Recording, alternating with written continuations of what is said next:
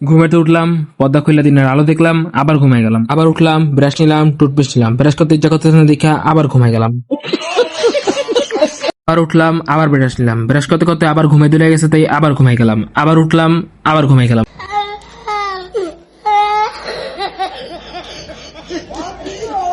আবার উঠলাম, face wash নিলাম, ফেস ওয়াশ গুলো নিয়ে মাথা ঢেলে দিলাম। আরেকটু ফেস ওয়াশ নিলাম, নিয়ে একটু মুখে দিলাম, মুখে দেওয়ার পরে সাদা হওয়ার জন্য ঘষাঘষি শুরু করে দিলাম। ঘষাঘষি শেষ করে চলে গেলাম আব্বুর রুমে। আব্বুর রুমে গিয়ে দরজার পিছনে গিয়ে তার পকেটে হাত দিয়েই টাকা পেয়ে গেলাম।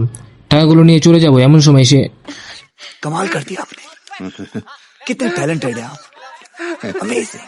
তারপরে ক্যামেরার সামনে সবাই দেখবে বলে টাকাগুলো নিয়ে চলে আসলাম। পরে আশেপাশে থাকা শয়তানগুলোকে পারফিউম দিয়ে দিলাম। পরে গুলিস্তান থেকে নাও একটা সস্তা ঘড়ি পরে রেডি হয়ে গেলাম। ওখানে গিয়ে রুটি অর্ডার করলাম। ডান হাত বাম হাত দিয়ে রুটি বানিয়ে দিল। ঘরে আইনা ডাস্টবিনে ফালাই দিলাম।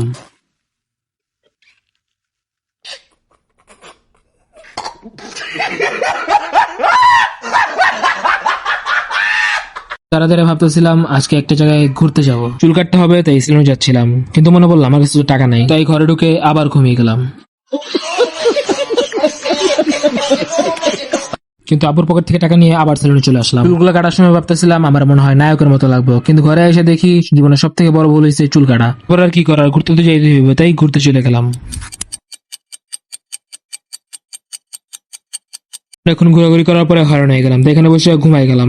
আবার উঠলাম, আবার ঘুমাই গেলাম। ওমা আমি উপরে, আবার নামলাম, আবার ঘুমাই গেলাম। বাসায় আসলাম, আরো ঘুমাতে হতেছে, তাই ঘুমাই গেলাম। ভিডিও এখানে শেষ করে দিলাম।